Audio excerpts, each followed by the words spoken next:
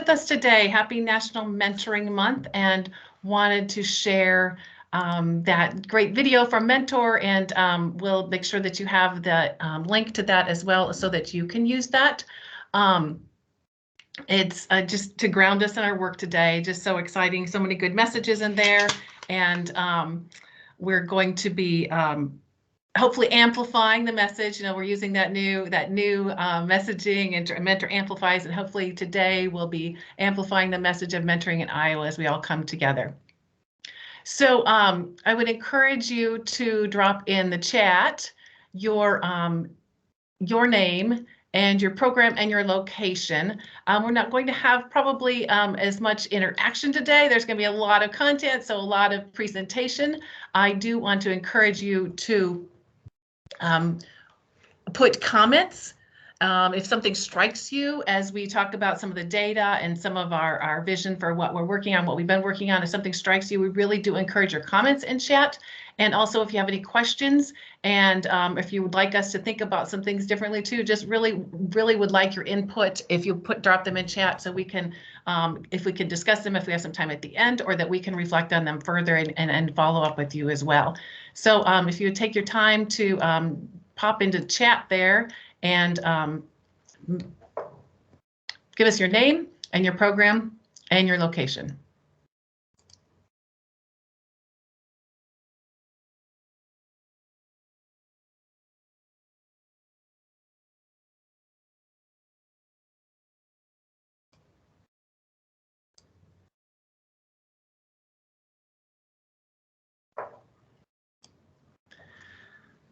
So today we are going to cover just basics about reminding everyone about who we are and what we do. We're going to share program data from you from the 2021 annual survey. Then we're going to share some information from our annual report and what we did the last year, so kind of a look back for both programs and for us, and then look at what we're looking forward to in 2022 and beyond. Not quite infinity and beyond, but at least this next upcoming year.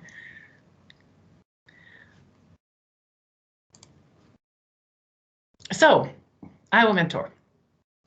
I think you all know who we are. We're just going to make sure we refresh memories and get into some specifics. We did do some strategic planning this last year, and we have revised our mission and vision statement. So I just want you to take a minute to digest this. We try to promote, support, and build quality mentoring relationships by elevating the capacity of programs, systems, and policies that foster proven results for Iowa.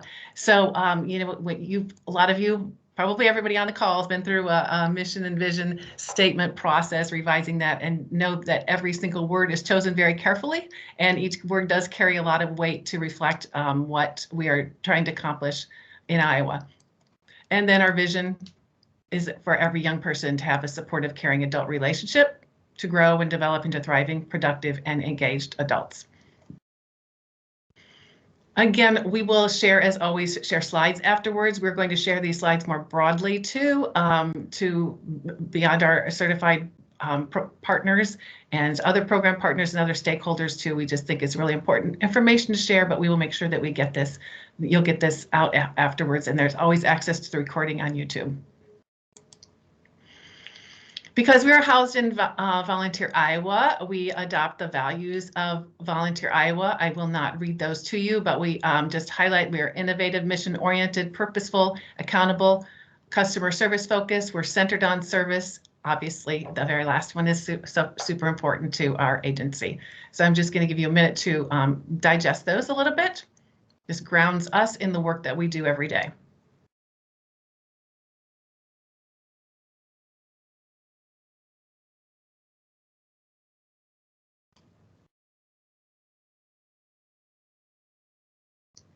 There will not be a quiz on these.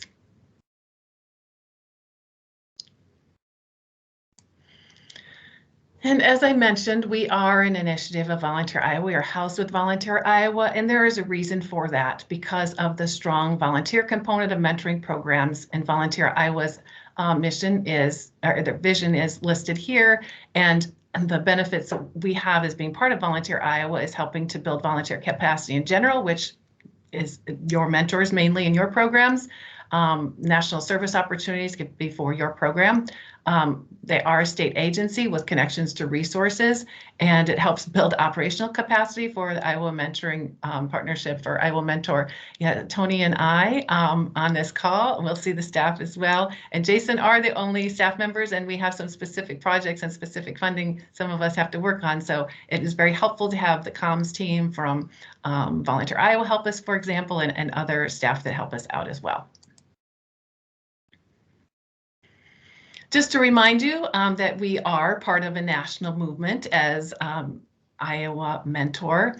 We are an affiliate of Mentor National, which is made up of affiliates, a network of 26 affiliates nationwide. They're mostly nonprofits across the country. We're a little bit unique being part of state government. There are a couple others such as ourselves that are part of state service commissions, but all of our colleagues are a great resource for us doing the same kind of work that we're doing across the country.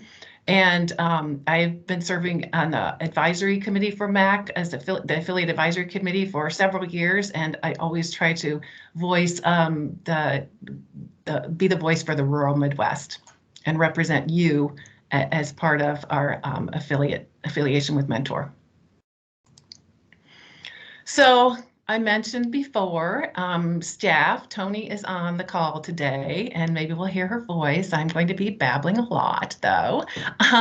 Jason Weigand is also on staff and specifically runs the Future Ready Iowa College Access and Success mentoring program. And Jason is with family today, so he couldn't be with us today. So just a reminder about how we do the work. We are working in three main areas. Most of you on the call are very familiar with the very first bucket of work that we do, supporting the formal or more traditional youth mentoring programs, which most of you are running across the state.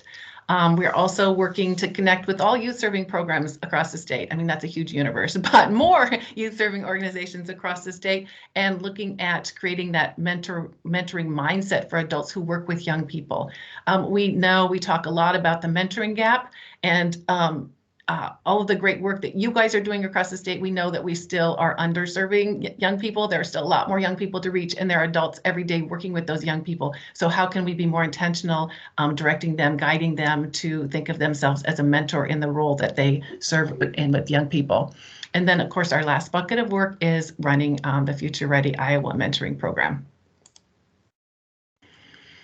So I did mention our program partners. Many of you on the call are certified program partners, and we have two different partnerships that we have with various programs across the state. A certified partner goes through the NQMS. A program partner is adhering to elements of effective practice, but is not going through the continuous improvement process. The benefits there are very generally listed. We do have this lovely flyer that I'm not even pretending that you could read. I was just bringing it to your attention. You'll receive it again, just to remind you about requirements and benefits of different levels of partnership. And again, that is a way for us to expand our network by engaging with various programs across the state. So to move on to our annual program survey data from 2021. If you will recall, every July, you're asked to fill out an annual survey for Iowa Mentor. We have done away with the quarterly reports that you used to do when we collected a little data quarterly. Quite honestly, it is more useful for us to collect the annual data. It's more helpful for us in understanding what's going on, getting the landscape across the state, and to tell your story. So I just want to emphasize that it is a requirement to complete the annual survey, but not just because it's required, that hopefully when you see this data too, that you'll understand the importance of this for us to be able to share our story and the work that you're doing across the state. And this is a really great time for you guys, if you want to make any comments or suggestions, about the survey in the chat, what stands out to you, or if there was some confusion about the questions. And we are going to be sending out to everyone that filled out the survey last year to get some feedback on questions and if you have some thoughts, so that will come directly to you. But if something comes to mind as we're discussing this today, we'd love to hear your thoughts. Thanks.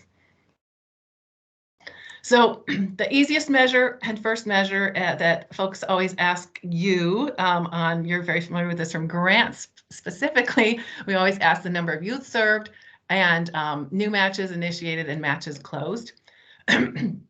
So I did put up the prior year's data, and just to remind you, the annual survey does go from July 1 to June 30th. That is our state fiscal year, and it is also corresponds with school programming too. So that's the way we collect data because we are a state agency.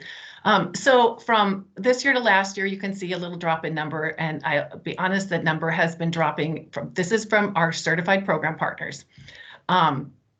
That number has been dropping. There are fewer programs in the states, and there were even before COVID, but COVID had its toll too on programs, and we did lose a couple of pretty larger programs in the last couple of years that have affected these numbers. The good news out of this is if you look at the number of new matches initiated and matches closed, they're pretty close. They were even closer last year too, but we did ask the question this year, the percentage of matches closed due to the pandemic, and that was 31%. So that is a fair amount of those matches closed at programs attributed to pandemic. So these numbers are not the end all be all. This does not give the total landscape of mentoring in Iowa. We know there's a lot more mentoring that's going on that isn't affiliated with us, and we're going to make a more concerted effort.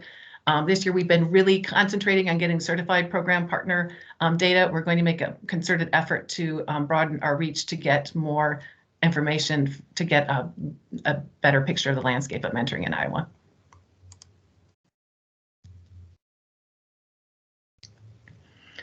So this is the program map I just grabbed off our website, just so you can see a visual representation of where programs are located across the state. And each one is a program, so you can see there's several around the Des Moines area. There's several in Dubuque area, just for some example, Omaha, Council Bluffs area too. And just looking very quickly at the map, you can see geographically where we have some gaps. And we can look at populations in those areas too, and look at the demographics of the state. The next slide will show you what our urban-rural split is with the programs that are served. The really interesting thing about this is that we have 67% of our programs serving a rural population, and only 37% serving urban populations, and that is defined by 50,000 is the cutoff either way, population-wise. But the state population is the exact opposite of that. It's closer to 64% urban and 36% rural. So again, this reflects the certified program partners that answered this survey. Does that give the total picture of the mentoring landscape in Iowa? No.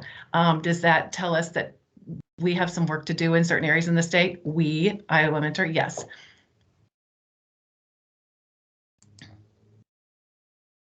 I guess the other thing I should mention about urban rural, last year it was really, and it consistently has been a 50-50 split. So that does reflect some bigger program closing in the Waterloo area. And I can't think right offhand if Clinton would have been in that demographic as well. They might be under 50,000. And yeah, Felicia, that's a very good question. Urban, rural, when you serve both. And so we maybe need to define that better about, yeah, in some way. So yeah, I appreciate some feedback on what that might, how we could maybe better capture that too. Very good point. So agency type, just of interest, if the majority are nonprofits, we have a fair number housed in K-12 schools. Some are government agencies. I know we have a city-run program, and then other was a, I think was one of the foster grandparents program. So just a unique model there. Annual budget, everybody likes to see how they compare to others. It is quite a spread, and of course, this is greatly dependent on the size of your program as well, the number of youth served. The majority fall in that middle range there, which is a pretty large range from 50,000 to 250,000.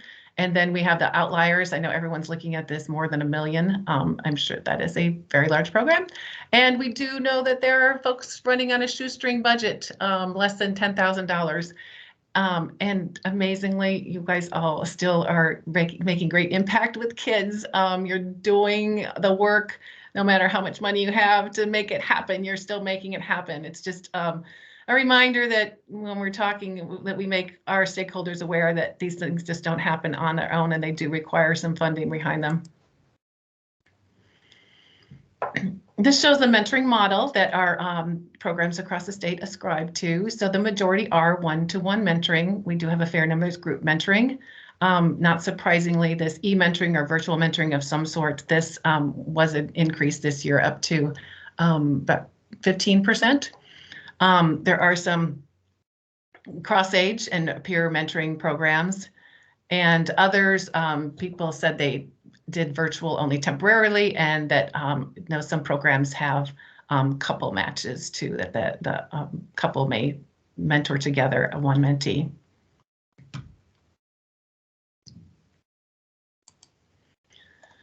So this question asked where matches were meeting, and the question did say, where do matches meet post-pandemic? So that wording was perhaps very poor because we're not really post-pandemic yet. I guess it was hopeful thinking when we wrote it, but it was interesting. The question was post-pandemic, and there are almost 22% of programs that said they were continuing to have some virtual meetings. So I thought that was interesting, and also it was pretty evenly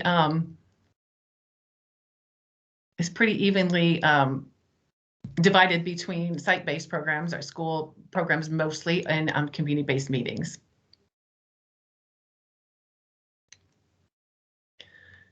So the MatchLink commitment is shown in the pie graph there. That really what the answers reflected was that you're following the elements of effective practice.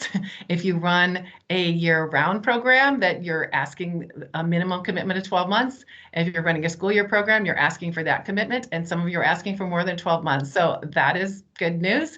And that the other great news is that 78% of the matches are meeting the minimum requirement of the program. And there are programs that have 100% matches meeting them too. So this was super good news, and we know that the length of the match really has an impact on the quality of that relationship too. So this is really something to lift up and congratulate yourselves on.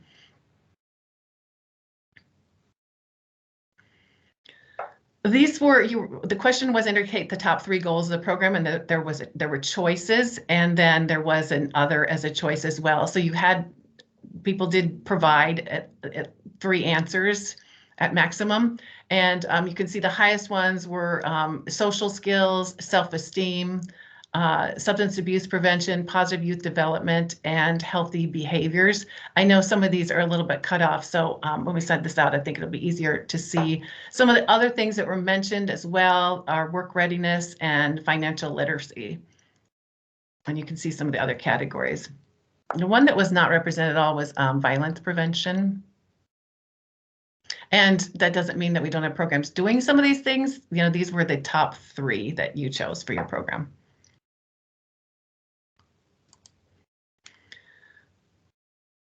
This was a question about what topics you cover in pre-match training. And there were only these 4 choices and then other. And this is something that you might want to have input on and what else should be included.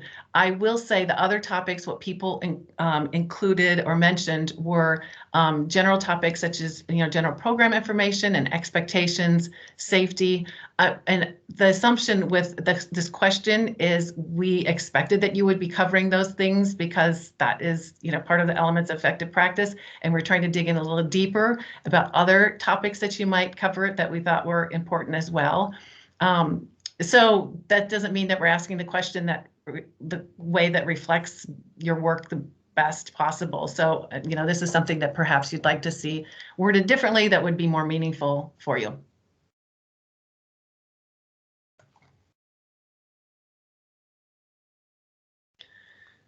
So looking at demographics in the next couple of slides, the first one is gender of the mentors and mentees. And I think most of you on the call will not be surprised to see that we have fewer male mentors, and we have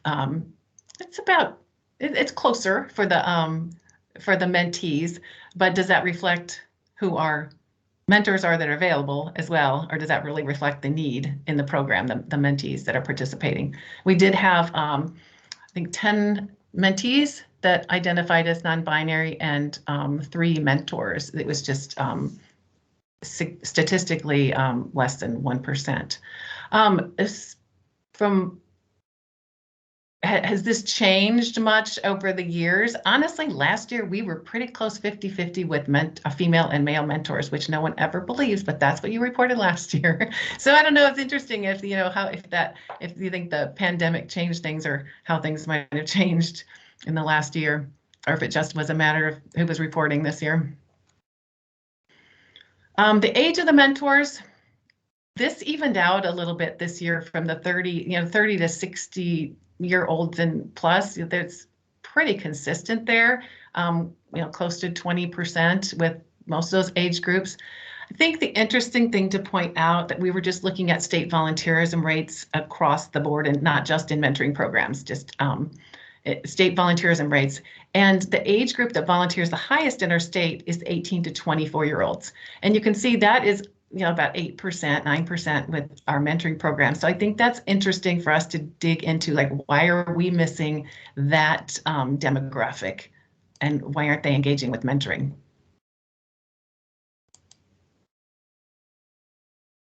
Another demographic, the question was asked, what percentage of your mentors and your mentees are of color?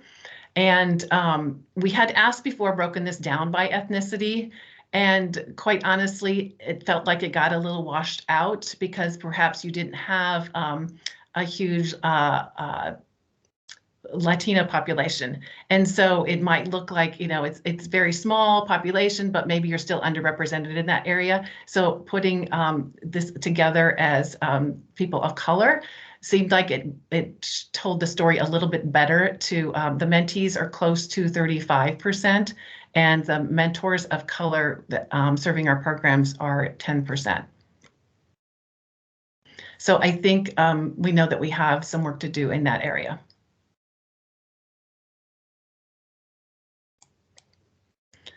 The next question was asking about the diversity of your mentees in the program being reflected in your board, your staff, and with your mentors. So the green means they're not represented. It's not representative of your mentee numbers. The blue was minimally represented, and then the yellow was that you're adequately represented to reflect that. So I think the really interesting thing to point out here is that the answers for the mentors, we answered minimally and adequately evenly, and we just saw from the numbers that our mentors are not really reflecting the diversity of mentees. So I thought that was interesting.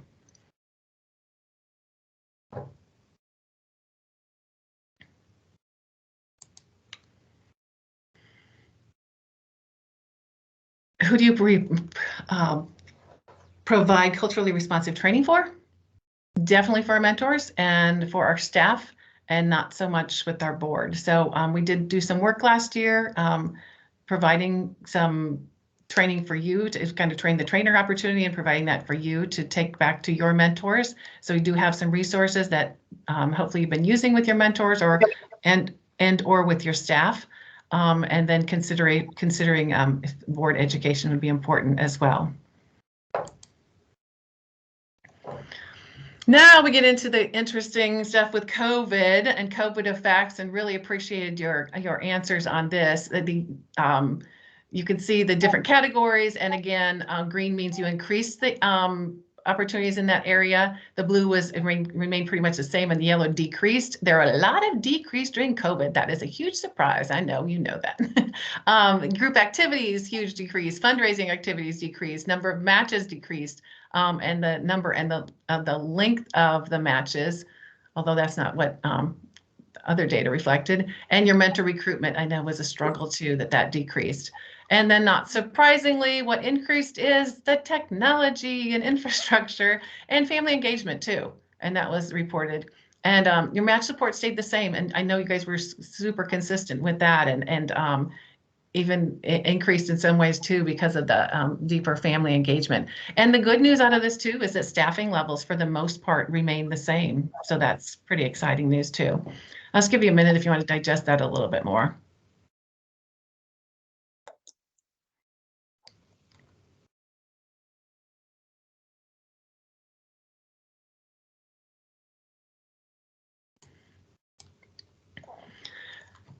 So specifically, how did match meetings change during the pandemic? 20%, a little bit more than 20% of programs said they remained in person as normal. Those first two columns, and the first one is that, and then the blue one is remained in person, but with social distancing. So that was about 70% response rate. And the next few columns are all moving to some kind of a virtual, pen pal, texting, phone, email, some kind of distance engagement with the matches. So not surprising at all. I think the important part here that you all know is it carried on. You figured out a way to keep those matches connected.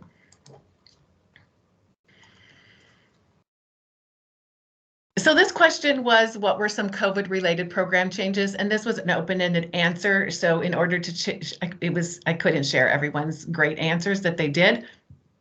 So I just created a word cloud, and it's interesting how PowerPoint creates the word clouds. Right in the middle, you'll see Big Brothers Big Sisters, BBBS. So good for you. You guys mentioned your name enough in your answer that you showed up as a program change. Not really that it's a program change, but the most often things that people talked about were family support increasing, mentor support, just really increasing that, and then creating activity packs and your pen pal packs and all kinds of different online activities that folks could be doing.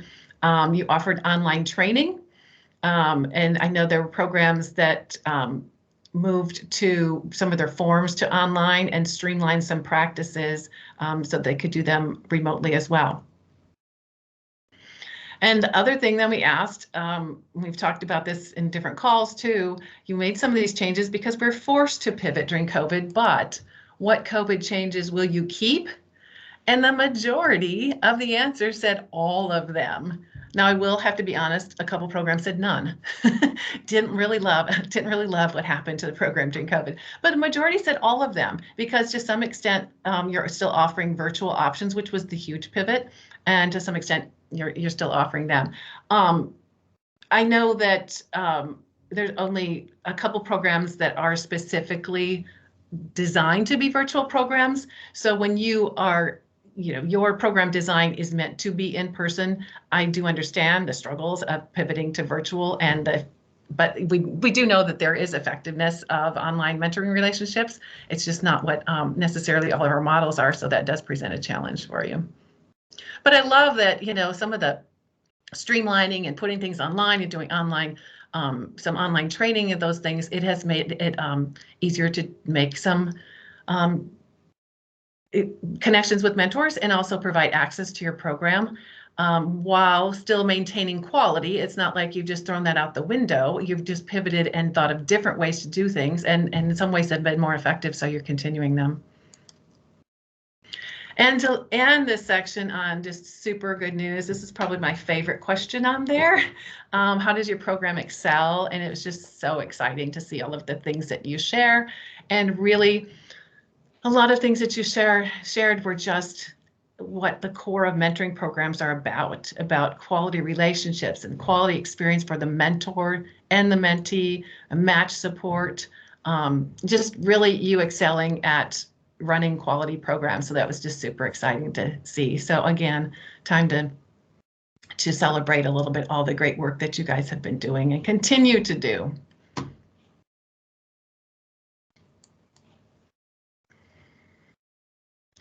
So this is information from our annual report that you will receive, just a one-page flyer. And this actually will dig in a little bit with a little bit more detail than we can provide on just a one-pager. But just to share with you what we've been up to over the last year to remind you. We did refresh our branding. We still, our legal name with the state of Iowa is Iowa Mentoring Partnership, but we did align with Mentors branding to show our affiliation with them. And so we are Iowa Mentor to show the power of the network, and again, just to show our affiliation with that strong national partner. And I will encourage you, if you have language, it's still a struggle for us. I still say IMP. It's easier to write IMP. We tried to catch on our website all the places it still said Iowa Mentoring Partnership, but we do appreciate if you would refer to us Iowa Mentor with all capitals in your print, and we do have logos to share with you, acknowledging your partnership with us as well. So just if you don't have access to those easily, just make sure, let us know and we'll get that to you. So the other refresh we just went live with in January, and we haven't really promoted very much yet, is our website refresh. It is rebranded again to with Mentors Look. The reason is really we had to do this was because of the change in the program that was being used by the state. Ours was being phased out, so we had to update it. So the look is refreshed. The content, however, is not so much. So just know that is on our to-do this year, to continue to update the content, and we'll be reaching out for you for input with that too, like what you use and what's helpful on this site. I think what you'll see most often, if you click through here, and it was true in our old website too, it says Be a Mentor on there 3 times on the homepage and so many times throughout. There's so many ways for them to click on Be a Mentor and fill out a form, send us information. We push that back out to programs that someone has indicated interest in a mentoring program in your area. So this is the biggest thing to us. Like here's the programs in the area, find a program and to be a mentor. It's what we push the most on that website. So what do we do? Iowa Mentor, we are Champion for Youth, working on expanding opportunities. Some of the initiatives here, the Future Ready Iowa Initiative, we talked about. There are other opportunities beyond just the mentoring program that we run. There are other opportunities with some of their workplace programs for young people, for us to do some of our mentor mindset training with them. We are working on always consulting with schools and community mentoring programs. We did talk about programs closing, but I have had several communities and some school districts reach out to me throughout the pandemic too, recognizing the need for mentoring programs in their communities, and we're working on program development with them. We do have a small grant from Mentor, a DEI grant, and Tony's been working on that. Some outreach, particularly we're doing a kind of a pilot in the Des Moines metro area, outreach to non-traditional programs and underserved populations, and trying to look at how we could replicate that statewide. Of course, we are working with our specific programs under the Juvenile Justice and Delinquency Prevention grant. And we hope we'll be looking for that opportunity soon. We hope to be able to write another grant and have some funding for more programs in the next federal fiscal year. So another way we are champions for youth is with our advocacy and data. I've reminded you of the importance of the data that we collect from you, and we do use that for advocacy, expanding state and federal funding opportunities for you, and just advocating for support with our national partner for Iowa programs and rural programming. And I say rural, I know we talked about the urban-rural split, but we're a rural state compared to all the bigger states too. So we always just say, don't forget about us. We're not just flyover country. We're doing big things here in Iowa too. So we also are capacity builders and connectors, and we do this by our public awareness campaigns and some of the mentor recognition opportunities that we offer you. Just want to remind you that the Mentor Connector is the national database, the national website that all of the national campaigns get directed to, and that's why we require you to register in there to be a program partner. And it also has just the bare minimums for your program quality that is required for any level of program partnership. And then some of the mentor recognition opportunities. We're also capacity builders and connectors by providing training and technical assistance. Most of you are very familiar with that. You're on this webinar today. Last year we had national mentoring resource contracts for over for 12 programs, new program development, some NQMS, and provided 393, that's very specific, hours of that no-cost consultation through NMRC. All of our TA is at no cost to you. We provide many more hours outside your NMRC, outside the NMRC. You know that you can reach out to us at any time. We'll dig up a resource for you. We'll share what other programs are doing. We'll share anything with you, but we just ask if we're going to get into something more in depth that you want to dig into specific recruitment plan for your program, or if you're looking at your monitoring and match support, you want to dig into protocol and procedures there more, anything that more specific, and we're going to spend some more detailed time with you, we would just ask that we could do that through the National Mentoring Resource Center. And then we also had provided 51 hours of training last year with 535 attendees with all of the trainings that we did.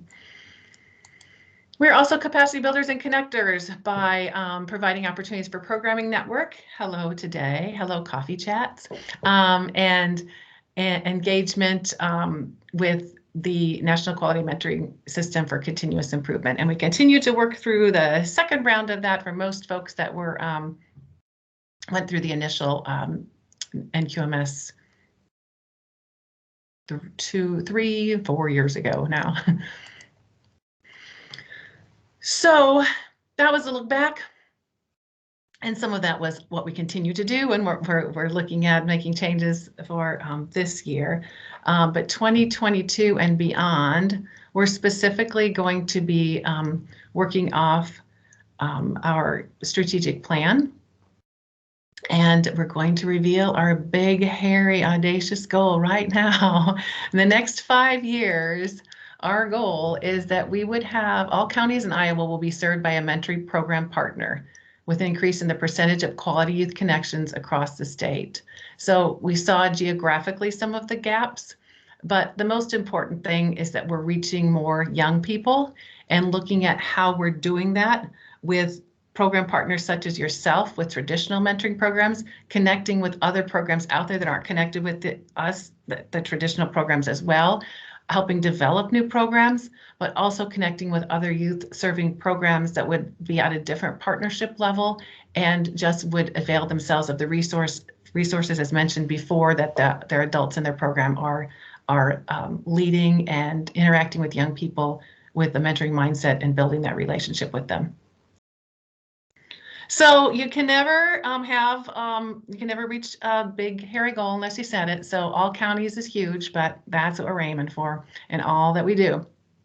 So our priorities and sub priorities, I know this is hard to read all of the details. Again, you'll see this when it come out. I'm not going to read it to you, but you can see the 3 big things that we're expanding our partner network, defining common outcomes, and increasing supports for programs. All of these things are helping us to expand quality mentoring for young people. And underneath all of these things, there's a few things listed on here, and even underneath these, there's way more tactics and things we're trying to do. You know how this goes, it just never ends. But lots of excitement. Tony and I have dug into this a little bit over I don't know if you call it Christmas break, but we dug into a little bit, and moving into National Mentoring Month, this is always just an exciting time, I think, and especially with this new direction for us too, and really a very specific goal for us. It's really exciting, and we can't wait to just keep plugging away and working towards supporting mentoring across the state. We do know that we have some specific opportunities for growth as Iowa Mentor in reaching the goals. And some of the things that we're looking at is our staffing and structure and how we can continue to align our roles and responsibilities with the priorities, ensuring that we are doing a good job collecting data and capturing the big picture of what's going on in the state, and also sharing that information widely too. And then also just the huge thing about partnerships and engagement, and really doing a better job of tracking our outreach. And that's another advantage of being housed with Volunteer Iowa through the volunteer centers and through the AmeriCorps programs. We're connected with a lot of nonprofits and agencies across the state. And so we're going to be talking to the volunteer centers, and we're talking to our RSVP programs, and we're talking with our AmeriCorps programs. And, we're making presentations with our program partners with Volunteer Iowa, beyond that too, just to make sure that they understand the connections between their work and the work of Iowa Mentor.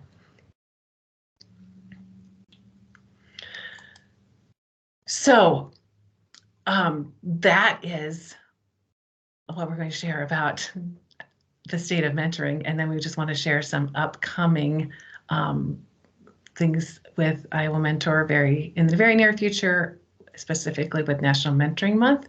And then we'll see if folks have comments that I did not catch as they popped up, and other things that they wanted to talk about or comment on. Really welcome that. So, of course, we did mention advocacy, and just wanted to remind you that the Day at the Capitol is February 2nd, and there is a registration link there. We really want to make the point that this is not a one-day event, and I realize that everyone can't travel from all over the state to come to the Capitol on that day. You can contact your legislator virtually, and it does not have to be on that day. This is all about building relationships, and it's really important for our work that your legislators know from their constituents, that's you across the state, what's going on in their backyard, and that you are doing this work and that you are supported by us. So we really would love to see somebody from every program on that webinar, just to learn how you can be involved. It's not just, again, it's not just one day. This is just the beginning of a beautiful relationship with your legislator. So if you could attend that webinar, or just look for the recording afterwards. And really, if everyone registered for the Day at the Capitol, you'll continue to get that information. And even if you don't register, you're going to continue to get that information, because I'm going to send the handbook to our whole program list, so that everyone can see how they can build those relationships. So some ideas about how to do that with our friends from Everybody Wins Iowa represented here, talking to their legislator. But it could be as easy as emailing with program information. You can request a virtual meeting. Here's an easy one to do too. Tag your elected officials in messages or in events or things that you're doing this month. Ask for local proclamation signing, share our governor's proclamation signing that's going on next week, and tag your local electeds. Invite a legislator to an event later in the year. I know everyone has a certain comfort level with this. If you just look at it as educating your legislator about the work that you do, everybody can do that. It's not lobbying, it's just educating about your program. But I gave you some really low, easy entry things here too, and we will talk about those on the Capitol Hill Day, on the Day at the Capitol webinar as well. So just a reminder that the proclamation signing is next Tuesday, January 18th. Again, I recognize it's easier for programs closer into Des Moines to attend this, but if you can't, look for us sharing that on, we'll share it on our social media, and you can share that out as well. Also coming up is the federal Capitol Hill Day on January 25th.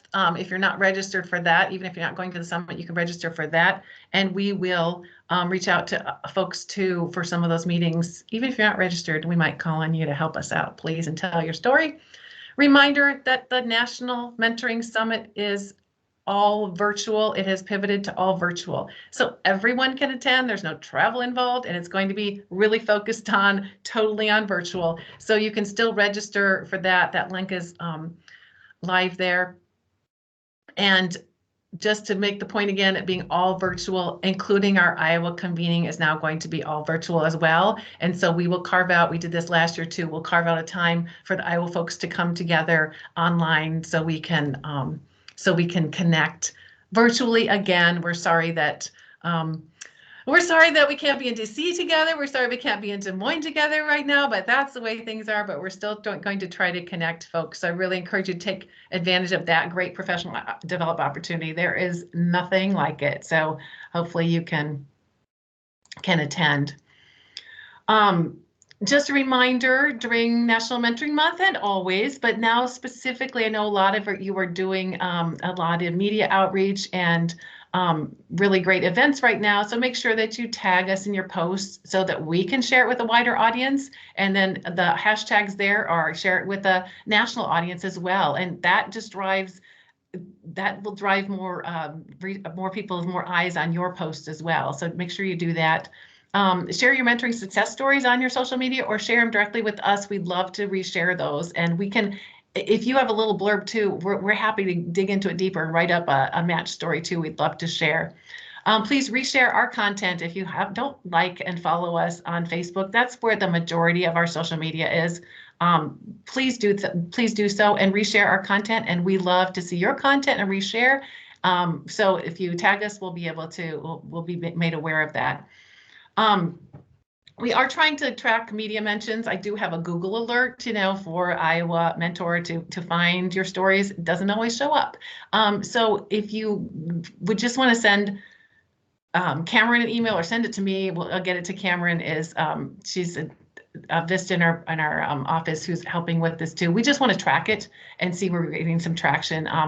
Just for example, I know Lynn at Marshalltown just did a great radio interview the other day, and she sent us the link, and so we can keep track of that, and we can share when appropriate as well. So thanks for your engagement in those ways.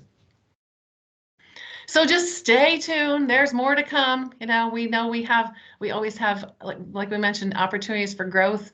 And just continue to support all the good work you do. We wouldn't be here without you. We're always, that's why we're here, is to support you. So reach out, that I hope at any time, and we're willing to offer our support, thought partnership. If you just need someone to vent to, we're here too, because that happens sometimes. And especially when you're the only if you're the only in your program, sometimes it's a pretty lonely conversation. So stay tuned, and I'm just going to leave us with a thought from our good friend Betty White. I just want to leave us with something positive. We do serious work. We do work that matters.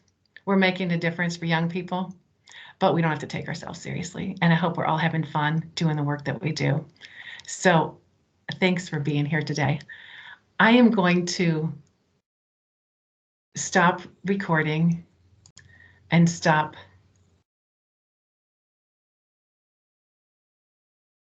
presenting.